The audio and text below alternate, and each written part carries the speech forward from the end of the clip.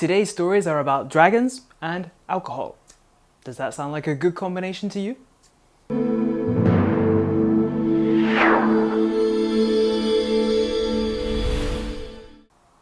There is an interesting new trend beginning in certain cities around the world. This trend is for a new type of bar. Now, if I say the word bar to you, or pub or club, what's the first thing that comes to mind? Probably alcohol, right? But in these new bars, they serve no alcohol whatsoever. These bars are catered towards people who, for whatever reason, aren't drinking or want to avoid alcohol. These people still want to socialize with their friends without all the problems that come with alcohol and drunkenness.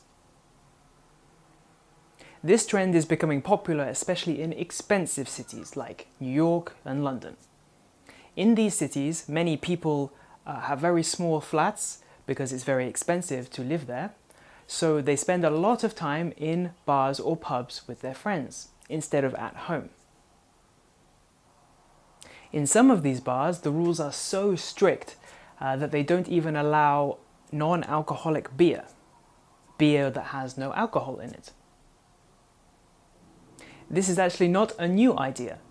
Just over 100 years ago in the UK, there were bars like this. They promoted abstinence, which means not drinking alcohol. Abstinence means to say no to things like alcohol, cigarettes, or foods like chocolate. Today, there is also a trend for people not to drink alcohol. So my question to you is, do you think this is happening in Russia? Do you think these bars would be popular in Russia? Would you like to go to one of these bars with no alcohol, so no vodka, no beer, no nothing? The dragon story comes from New Zealand. Where else? Everybody knows dragons are from New Zealand. If you've seen Lord of the Rings or Game of Thrones, obviously that's New Zealand. So what happened was an 11-year-old girl sent a letter to the Prime Minister of New Zealand. Not just a letter, but she also sent a bribe.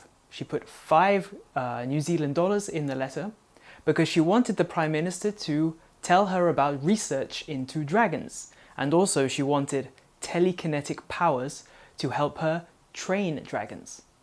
She wants to become a dragon trainer.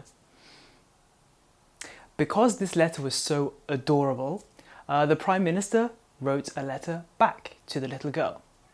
She apologized, saying that they hadn't done research and they weren't going to do research into dragons, but she wished her well in her quest for telekinesis, telepathy, and dragon training.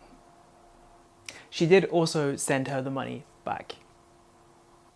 I didn't know you needed telekinetic powers to train dragons, but telekinesis would be a very useful skill to have.